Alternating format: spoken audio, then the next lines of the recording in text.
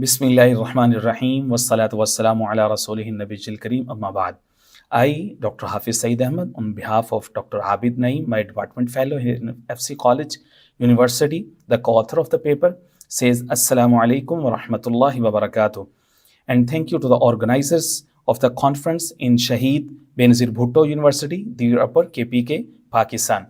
It is great honor for us to present our humble work on this prestigious forum which aims to interfaith harmony in Pakistan. It is a topic, Achieving Interfaith Harmony in Pakistan, a study of selected Quranic ayahs with reference to traditional and modern methods of Quranic exegesis. Goal and significance of the study. It is admitted that Pakistan was founded on the principle of religious freedom and coexistence.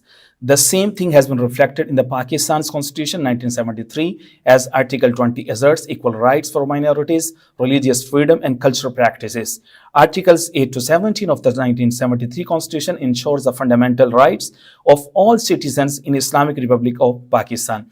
The father of the nation, Mr. Muhammad Ali Jinnah, the Qaid-e-Azam, lauded the same spirit in 11th August 1947 sermon and prior to it and post-freedom.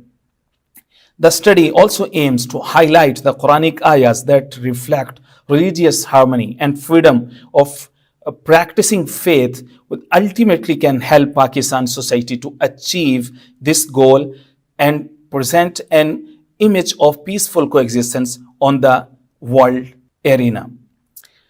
The context of the study and background. Previously, researchers like Rahman 1980 and Esposito 2002 have critically examined the role of religious scriptures in fostering interfaith dialogue, peaceful coexistence, and harmony by focusing on contextual interpretation of religious text. A. Ilyas, Ismail, and Badr Ayuni. In the article, they highlighted new approaches for dawah, preaching, in the light of suggestions of global Imam Sheikh Yusuf al-Qaradawi, like Al-Hiwar al-Ahsan means the approach of dialogue and understanding. Interfaith in Islam State for Diversity and Harmony 2022 has highlighted the popularity and discourse among Muslim communities and civil societies over the last 2 decades, looking to engage with non-Muslim, especially with the Christians.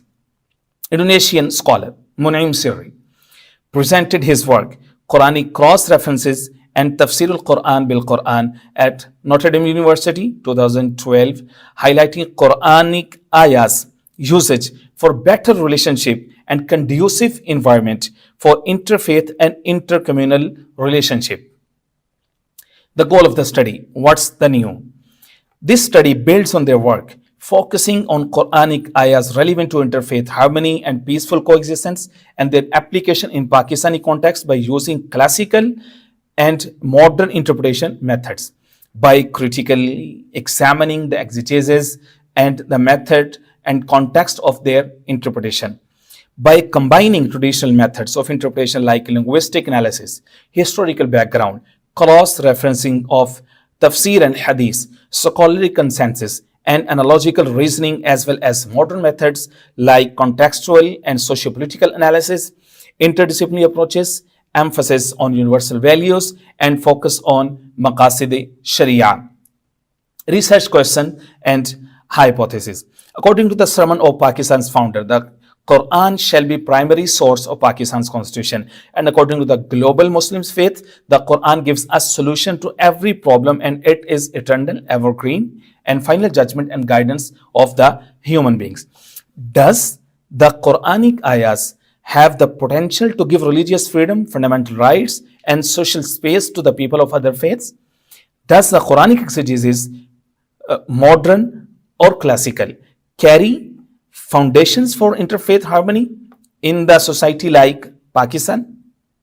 The methodology and the method. For this study, the qualitative method has been employed by using a comparative approach of traditional interpretations from classical exegesis and modern interpretations. Traditional methods of interpretation like linguistic analysis, historical background, cross-referencing of tafsir and hadith, scholarly consensus, analogical reasoning, as well as modern methods like contextual and social political analysis, interdisciplinary approaches, emphasis on universal values by focusing on maqasid sharia. Discussion and critical analysis.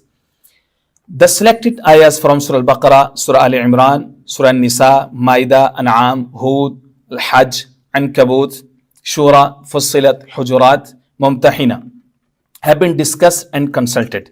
All these ayahs have great concern with the relationship to the people of other faiths, the principles of harmony and peaceful coexistence.